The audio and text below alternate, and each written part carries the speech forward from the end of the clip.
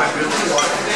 And we took it as a little vacation with no kids, but we're definitely going to bring the kids back. They were very upset we did.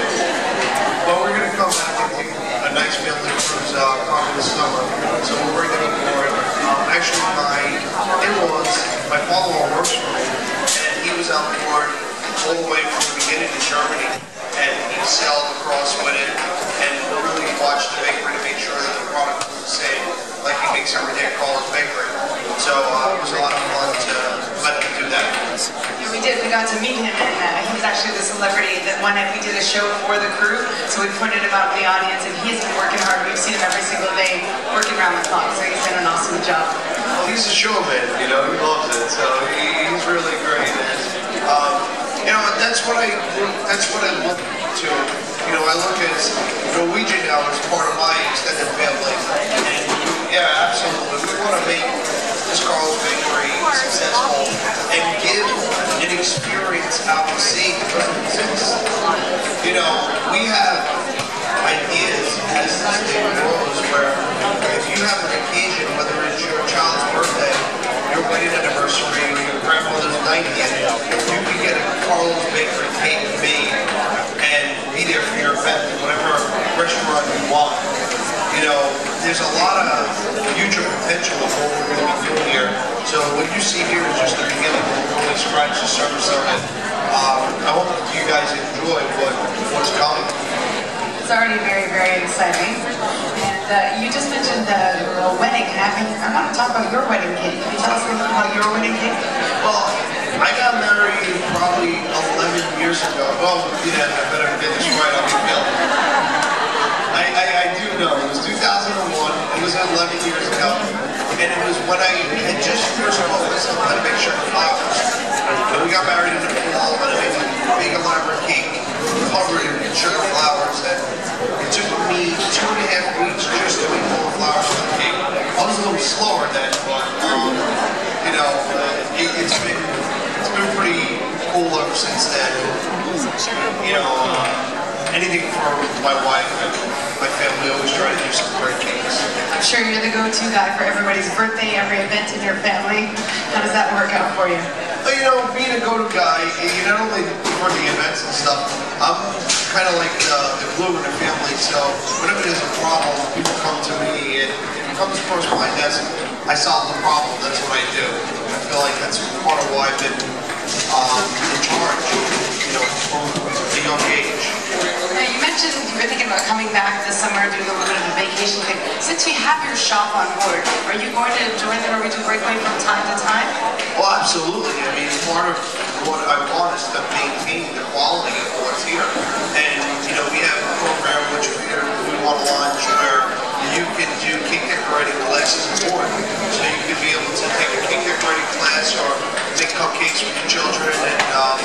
And so I'm going to be here to nurture all those projects because I truly believe in a partnership and I truly want this to be a huge success. And at the end of the day, this is a great way for me to have people from all over the world or country be able to taste my goodies. You know, this ship gets people from all over the place, so this is a really, really exciting thing to be able to let people from all over the world taste my product.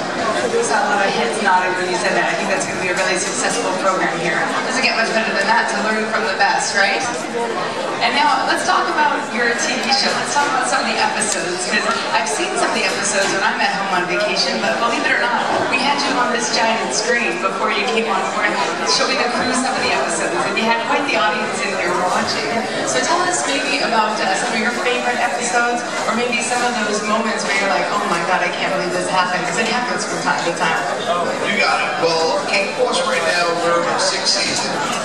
We're finishing up 30 episodes. We're going to come back May 27th. And, you know, some of my favorite episodes, there's been so many. I mean, we did over like 150. So it's crazy. My favorite cake of all time was definitely the Transformer cake. That one was out of control. You know what? It's hard too to top it. The cake was like as big as a circle here. It was tall and giant, and it moved and it spun. So it's always hard to kind of outdo yourself. But the show, to do one episode takes 5 days. So it's about 90 hours of footage cut down to 22 minutes. So it's odd to film Cakewalks. As far as like Next Great Baker, one episode takes 3 days. And I actually have a really cool project that's coming out. Premiere coming in right after Cakewalks on May 27th. We don't have the official working title yet, but the concept is where I go to struggling bakeries and I fix them up.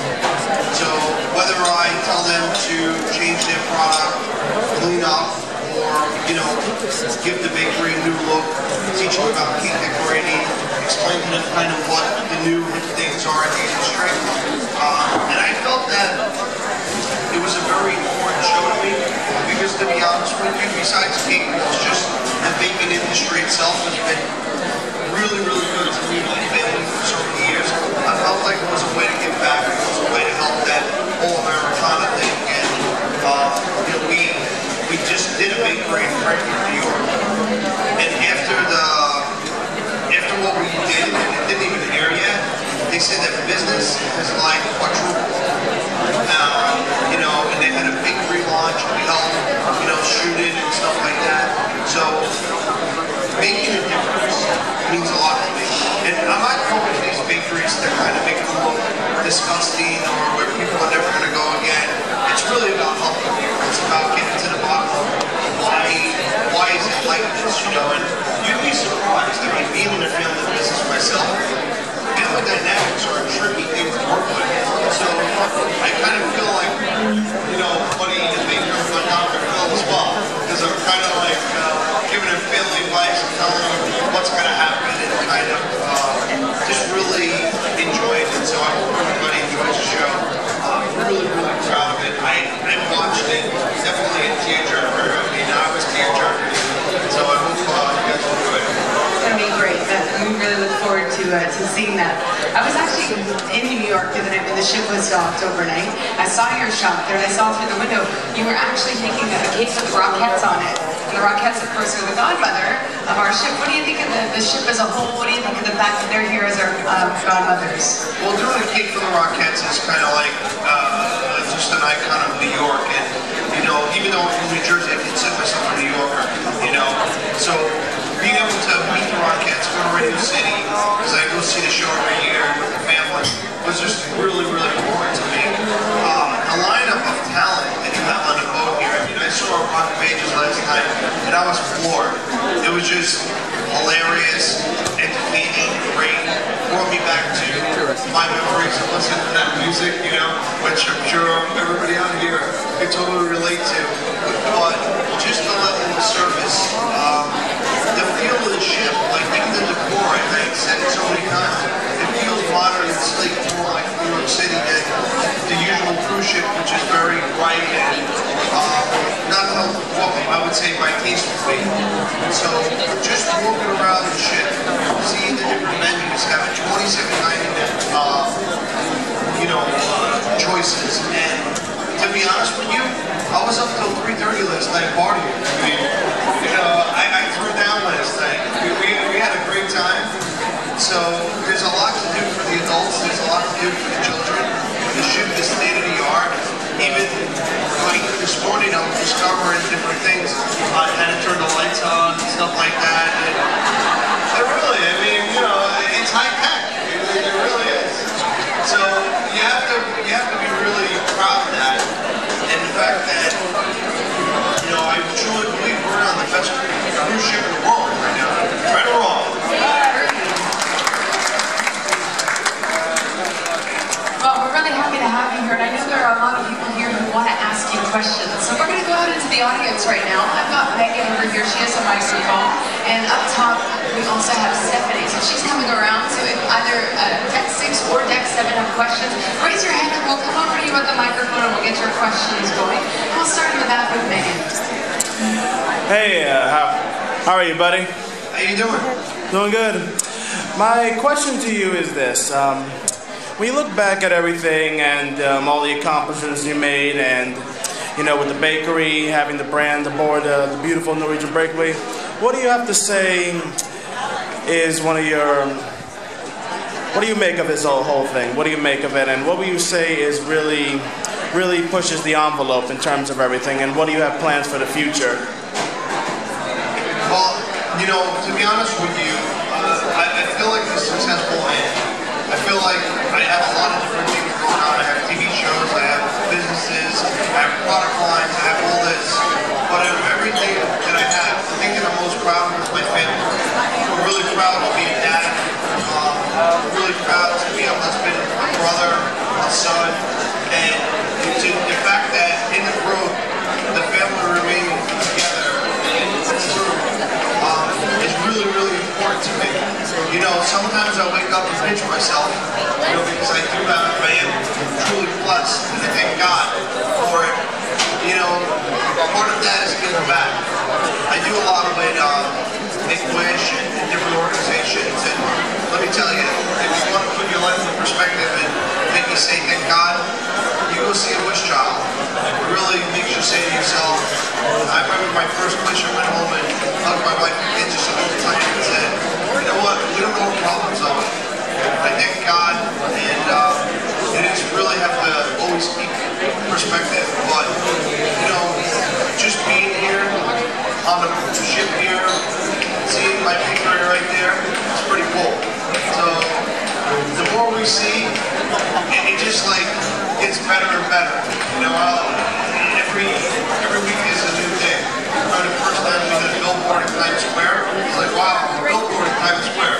You know, or now I have a bakery in Times Square. And now I have a bakery for a cruise ship. It's like, the sky's the limit is next, and I'm going to keep doing more and more with the brand. As long as we keep the integrity, and I'm going to be on TV doing, you know, different projects, as long as the people will be enjoying it. You know, I don't want to be oversaturated. I want to give people good, clean family entertainment. You know how many people say to me, Cakewalks is a show that I can sit down and enjoy with my family, you know, and you inspire my child, or dad telling me my 16-year-old wants decorating tools, and, you know, he goes, thank you, because think about what she could be into at 16, but she wants to make cupcakes, you know? So, when I hear that kind of stuff, it's really touching my heart. You got a couple of books out as well. I noticed some books up in the shop. Yeah, we actually have 3 books out, and I'm a New York Times bestselling author. That was a good accomplishment. I told my English teacher, haha, you know, told me I'd never be nothing, but I have a 4th book coming up in November as well, so I'm very excited about them. The first book is my life story, kind of how I became a Cakewalks. My second book is just really cake decorating, not much of a story, but just how to do and great detail step by step. And my third book is a cookbook, just kind of like my family recipes and good old school Italian cooking. So I'd love for you to try any of them. Take our next question over by the piano here with Megan. How you doing, Mark? Hey, how you doing? My son decided to be a huge fan. Part of our christening ceremony the other day. How did that go for you? Well, I gotta say, I was a little nervous, but I think it went so well. I'm just honored and privileged to be here, to be part of the christening, to be part of the family of Norwegian. Because I think the brand is about family and, you know, coming together to enjoy a vacation, to create a memory you'll never forget. Actually, when I was young, me and my family, not only my mom and dad and sisters, but aunts, uncles, we took a big family cruise. There was like 50 of us. You freaking imagine on a boat, 50 of my family members? But I'll never forget that vacation. It was such a memorable experience. So when we talked about potentially putting Carl's Bakery aboard, it was a no-brainer for me because I wanted to be part of family memories forever. So we're excited. Great. You did a great job. Thank you. Now let's talk a little bit about how you got into baking in the first place. Sure. Well, you know, it's funny. my dad owned Carlos Bakery since 1963. And he never said to me, you have to be a baker. You know, he said, I was probably about 11 years old, and I idolized my dad. You know, he was like my hero, honestly. And I wanted to be like him. So he said to me, I want you to come to the bakery to learn work ethic. I want you to learn responsibility. And when I went there and started to work, coincidentally, I was good at it. So it was kind of like being very natural at it. And there's not a better feeling than creating a cake, stepping back, looking at what you did, and getting a feeling like, wow, I made that, you know?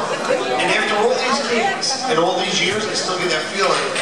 And that's why I know I have my dream job. And I feel it's important. I feel it's really important because I have a lot of children who are fans. And a lot of them tell me that I inspire them.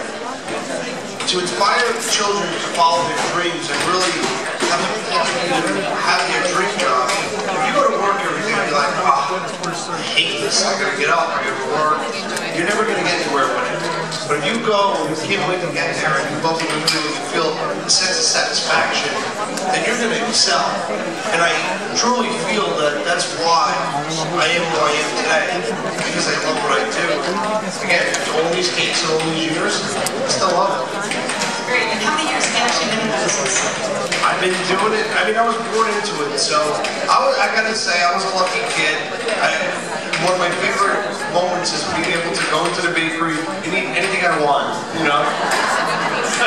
But doing that from when you're like 5 is huge, you know? And my kids get to do it, so I've been around it my whole life.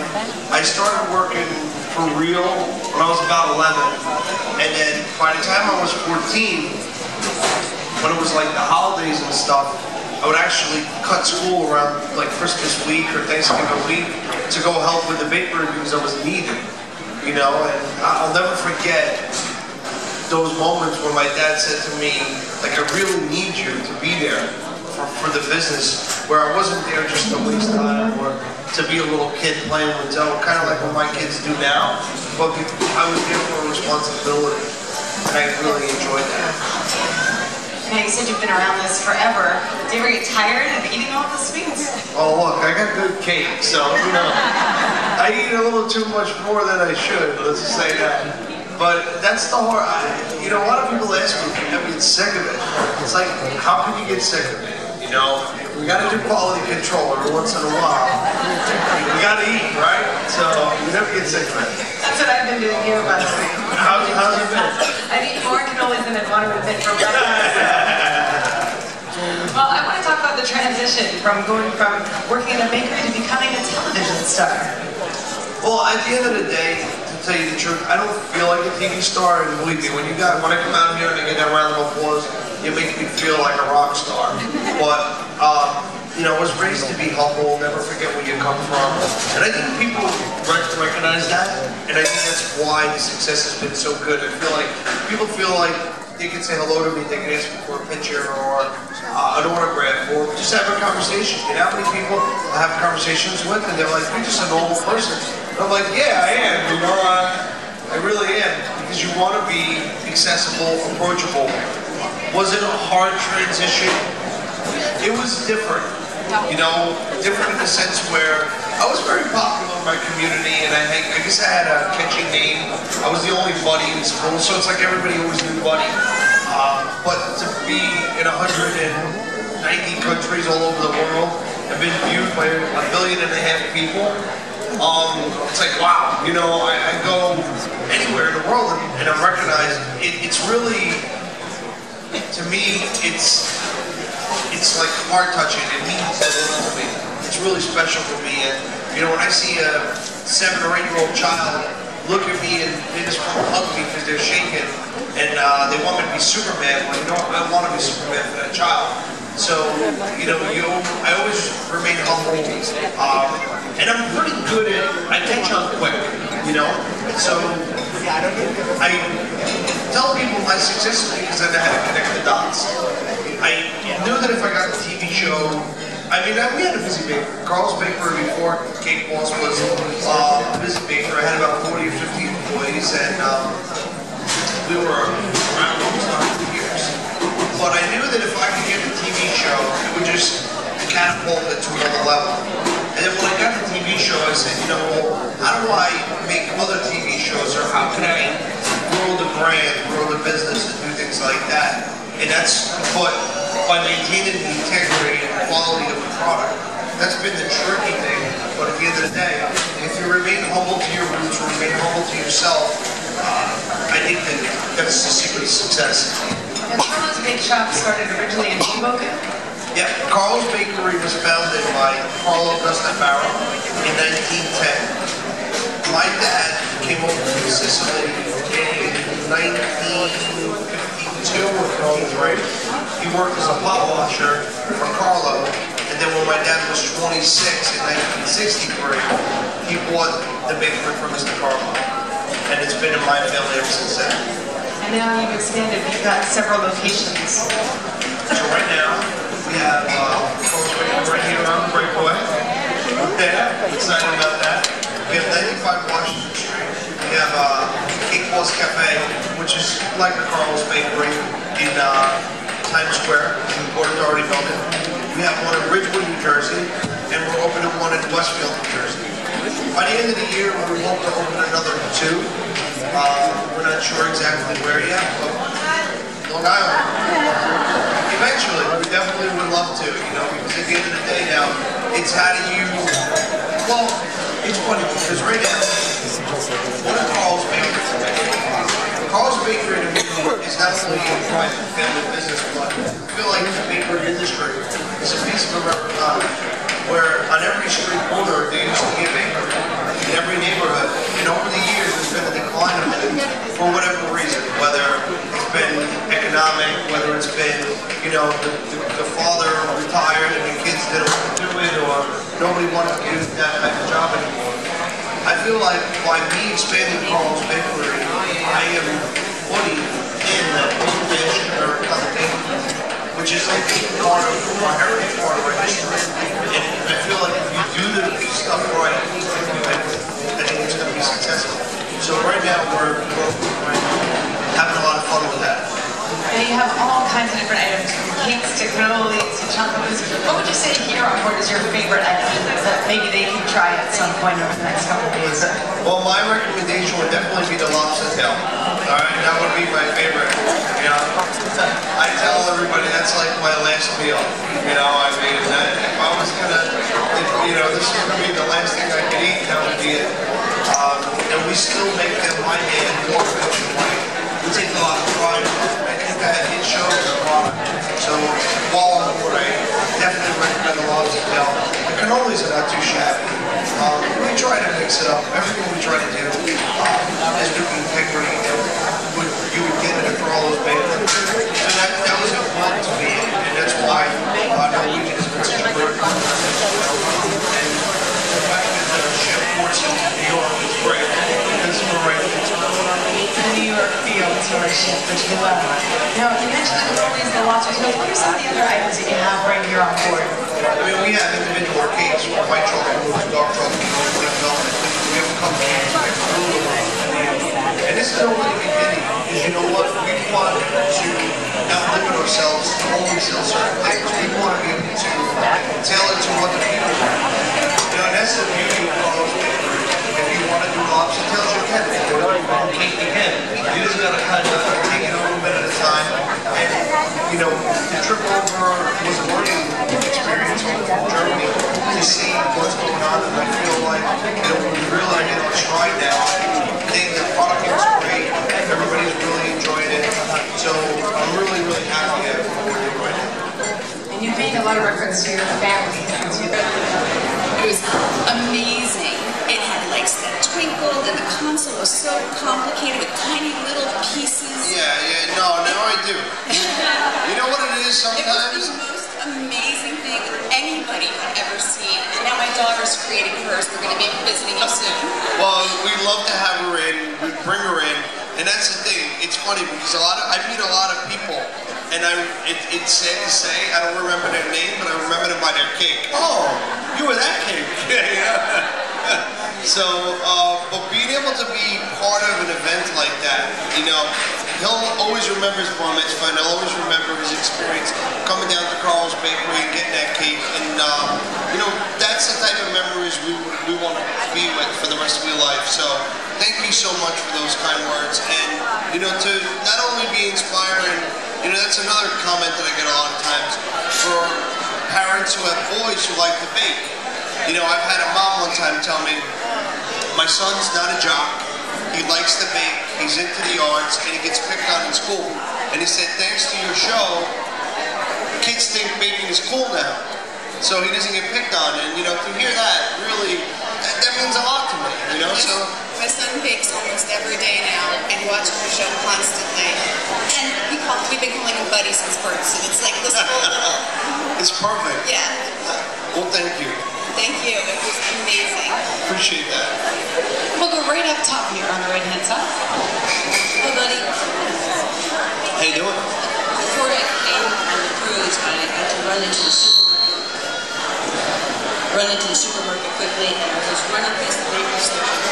I saw boxes of Cakewalks. So, what are your plans for continuing adding retail, you know, your products to retail stores? All right, so we do have a Cakewalks brand cake in supermarkets. Now, a lot of people say to me, why did you do it? The truth of the matter is, I don't potentially think that I can open bakeries all over the country. You know, I've had so many, thousands and thousands of requests from all over. So my idea was to be able to put it into supermarkets and, you know, be able to get it into Alaska or California or wherever, you know, in the country it is. We started last year and it's been doing very well. And this year we're actually going to be adding cupcakes and fondant cakes to supermarkets, which have never been offered there before. Because if you can't get to a Carl's Bakery or on a cruise ship, then you know you might not be able to get my product. But this is a way for me to get people to taste my product anywhere in the country. You know, and look, I'm not going to sit here and tell you that it's perfect because there's growing pains with it. You know, but we try to stay true to the recipe, to the integrity of the brand, and when there is a mistake or a problem, you got to fix it, you got to rectify it. And I feel like that's been part of why we've been successful in business all these years. We've got another question up front here. Hi, Buddy. Hi. I was ordering to take a picture with you yesterday. I wanted to thank you because besides of being the best in bake show and the best baker ever, you also transmit the values, the family values through your TV. And for me it's very important because I'm in Ecuador and I watch the show with my girls, and besides of learning the baking, right now it's not that common that you teach us family values through your TV show. So I really thank you for that. And my question is, do you have plans to go international? Well, first off, thank you for that, and to know that we touch people, you know, from all over the world. And it's funny because I tell people this all the time. You know, look around the world. The show's in 190 countries, right? So you have different races, different religions, different everything. But the one thing that I think the world has in common is family. And I feel like Cakewalks conveys a family value to it and a family message, and that's why it does well all over the world. So being able to expand internationally is a dream of mine, you know, and potentially we would love to be all over the world.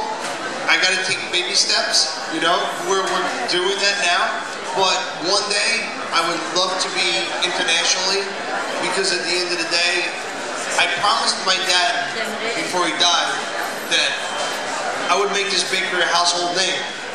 And it's like, well, look at us now, you know? So, very happy about that. All right, me and you. All right, we'd love to do it in Ecuador. We'll go right up top here to deck 7 in the center. I'd first like to say that, as with many of the people who have been making comments, my grandson really enjoys your show.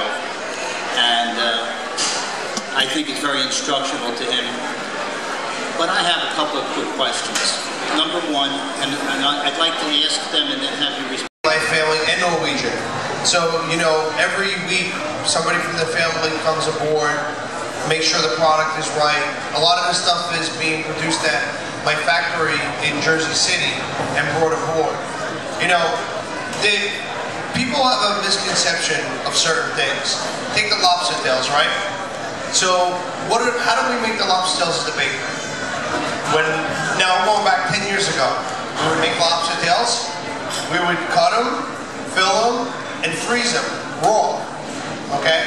Day by day, we would take out, you know, 30, 50, whatever we had to bake, put them in the oven. They would bake fresh, and then we would fill them daily. That's really how we work. We kind of work out of a freezer with a lot of products. Same thing with Danish and things like that. So we're doing the same process here. So the product is being produced in Lackawanna under my family, but being finished here aboard the with the Norwegian team, who we've trained at my facility. They've been working with us for a couple months now. But all the product comes from the factory. So we use the lobster tail you eat here is the same you'll eat at my bakery, 100%. What about the bakeries you're establishing on land throughout New Jersey, New York, etc.? It's all the same model. So the model is all the same. We're not franchising it. We're running them. Potentially down the road, if I feel that I can get it to a point where it can be a franchise, then potentially. But I think we're far away from that. You know, I don't want to be premature and say, yeah, we're going to be franchising if I didn't think we could. Right now, if I feel that I have 8 bakeries open and it's too much, I'm just going to have 8 open. If I feel like I have 50, I'm going to open 50. You know, and take it as I can, as long as the product and the quality is there. But the model is really of that. So every day, our bakeries get deliveries from my factory. Now, it's not that the stuff is made at the factory. It's started at the factory, but finished at the bakery. You will get fresh stuff, because it's not like, you know, you make a cake at the factory, then it's brought to the bakery and it sits there for a couple days. The sponge might have been baked at the factory, but then it's cut, filled, and finished at the bakery, fresh, on demand kind of. My other question, and I'd like to thank you, by the way, for your honesty. My other question is this. You're working to help other bakers improve their product and their image. You also are starting your own bakeries in various locations.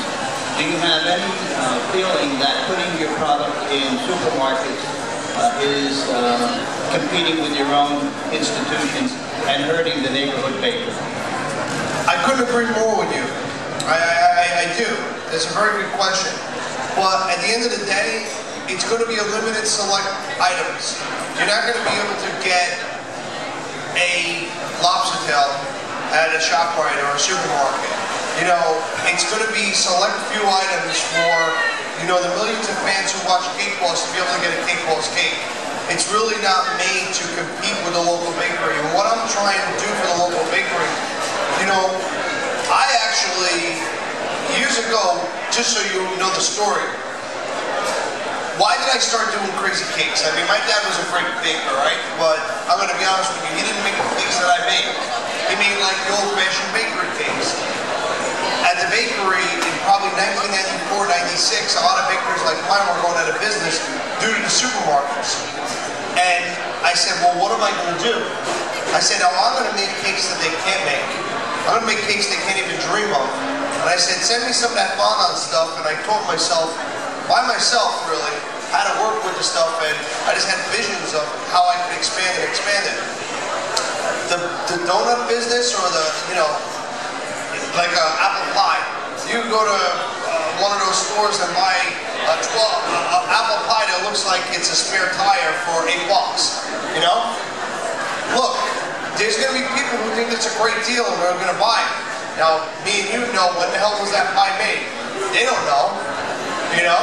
So, we separated from that business and said, all right, you can have that. We're going to go after a different niche market. And when I go to these bakeries, it's exactly what we're teaching them. Like the bakery that I was at, they don't do cakes. So why wouldn't you want to do birthday cakes? their occasions, and people usually support their local bakery. But for somebody who's in Alaska who wants to try my cake, the only true way of doing it is by having a limited menu in the supermarket. So, you know, we're definitely not going to cannibalize my bakeries because of the fact that it's totally not going to be what you'll get here on the ship or in any of my stores. But in the local bakeries, what we're trying to do is teach them to do bigger and better things. You know, kids for their birthday, I mean, that's the same thing. You said you had a grandson who loves Cakewalks. You know what? You might not live around the bakery, but he wants a Cakewalks cake. You're walking through the supermarket, hey, you know, you can taste it. So that was really the intent by that. Really never to hurt anybody. But very strategic and careful on what we put to market out there so that it doesn't hurt the brand or the business. We have a junior cruiser over on the side here. Hi, my name is... Hi, beautiful. Hi. I was wondering, does anyone do the drop lines as good as you in the bakery? Well, probably not.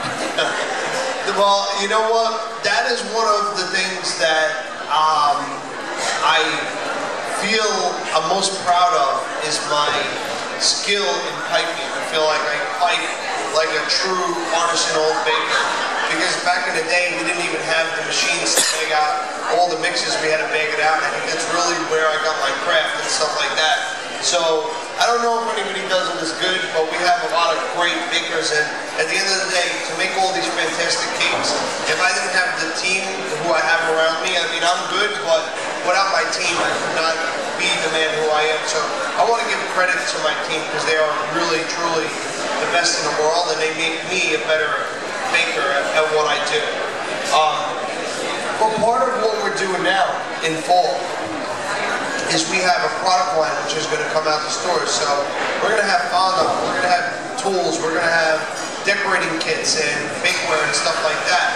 Because we want to inspire young children like yourself to go at home and be your own cake boss. And what we're going to do with that is, I feel like cake decorating, if you have the right tools, the right product, and a little bit of know-how, you can be your own cake boss at home. So we're going to support a lot of that with online content. So I can walk you through the cake. So hopefully one day you can do drop lines as well as me, because if I tell you how to do it and then you practice, that's how you get good.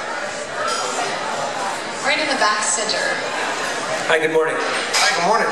Yeah, I'm not like I'm a cake expert or anything, but in my experience, a lot of times the more beautiful cakes don't taste very good. What do you guys do to balance out keeping the cakes delicious and as well as looking beautiful? We need to move into fancy cakes, right? Because at the time, the sugar artists were really artists who just wanted to play with cake. And they didn't really know how to bake, but we had an old school, old-fashioned bakery. So when I made that transition, I knew that I had the product. I just had to get better on the cake decorating. Now, I'm not going to sit here and tell you that you want to eat fondant out of the bucket, because, you know, it's big, chewy, and gooey. But if you roll it out thin, and that's why if you notice in the show we always use the sheeters, it does not affect the quality of the cake. It doesn't taste bad. I'm proud of the way our cakes taste. There's not a trick to it, you know? It depends on what you want to do. Like, perfect example, if it's summertime and you get married outdoors, I love a whipped cream cake, but you can't have a whipped cream cake there. It's going to melt.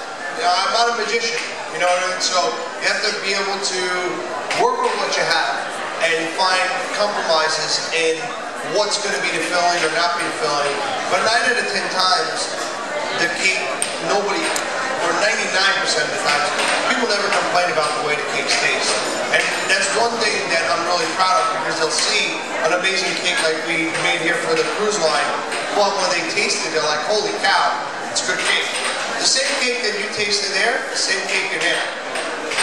How long did it take you to make the cake for the christening? That cake took me and my team about 2.5 days, something like that. Yeah, about 5 people worked on it.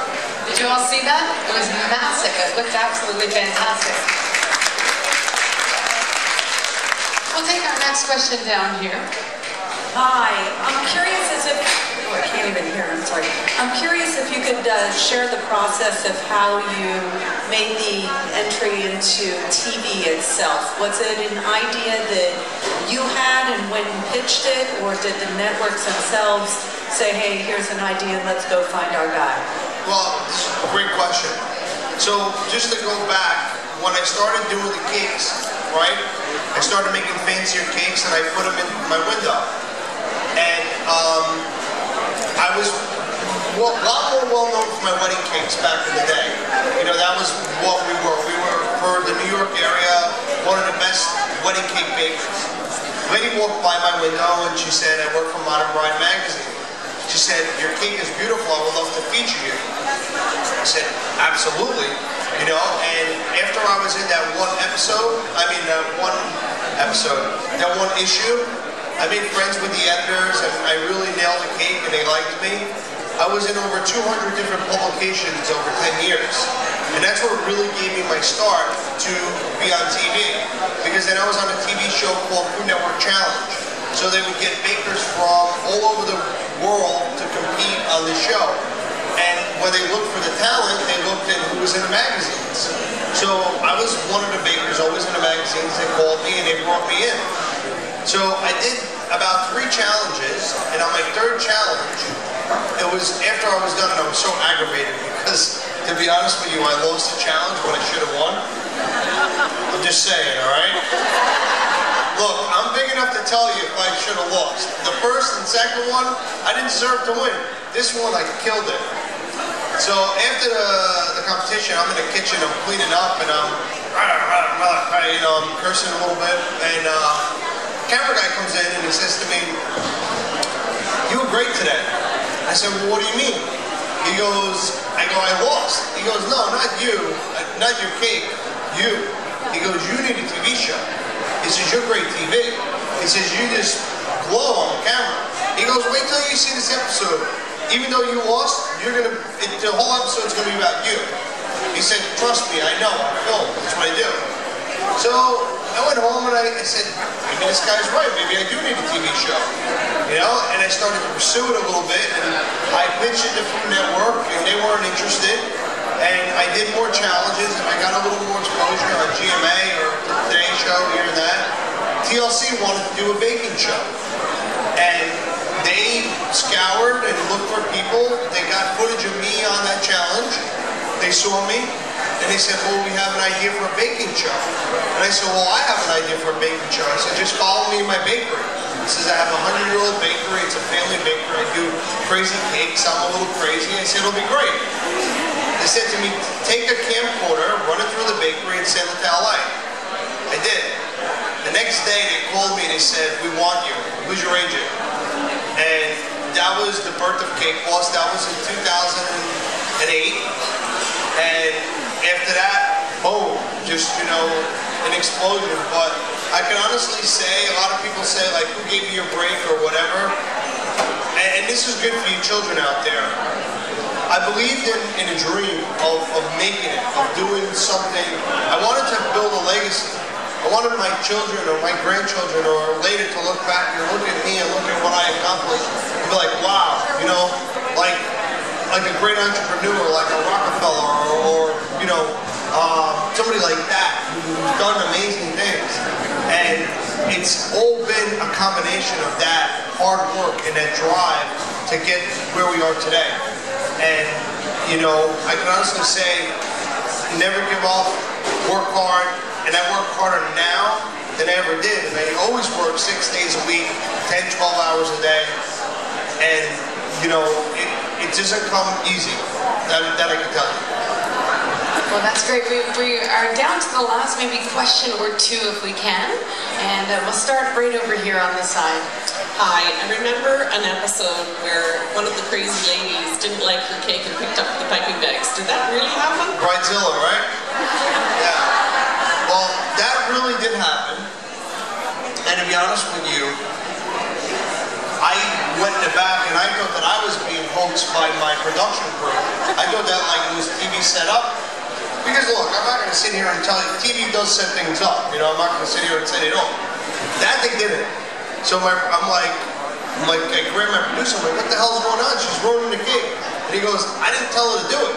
And he pushed me back out there, and then I'm looking at her, and the cake's ruined, and I'm like, what the hell am I going to do? I'm like, I can't kill her, the camera's on me, you know?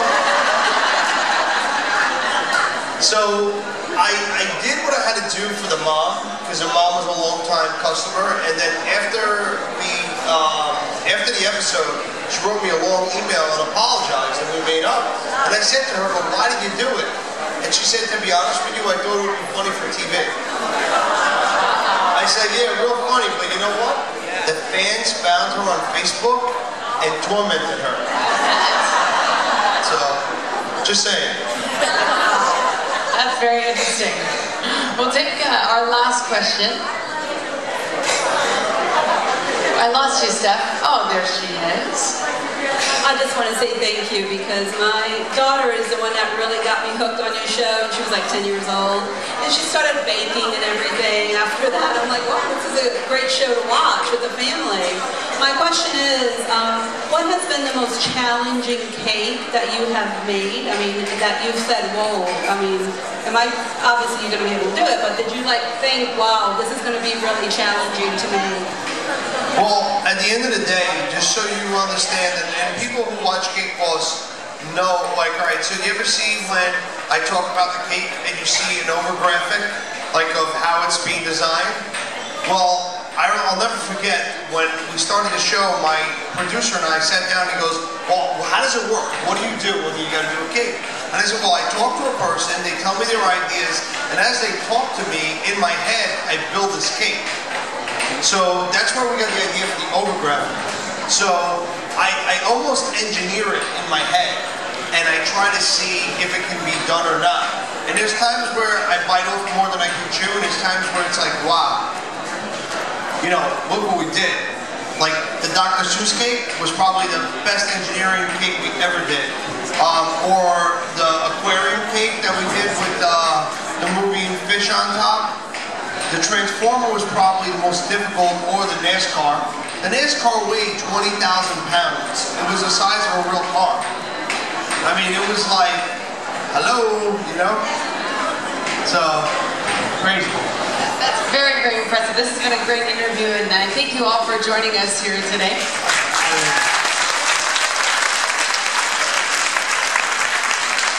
We're going to reset the stage here, and we'll be back in a few more minutes with the Rockettes, and we've got a Q&A session. But a nice round of applause for Valastro for joining us here today for this great Q&A. Thank you. Well, I hope everybody enjoys their cruise, enjoys all the beautiful amenities of this beautiful ship, and I hope to see you guys on board. Enjoy the cake. And try the lobster tails. Definitely.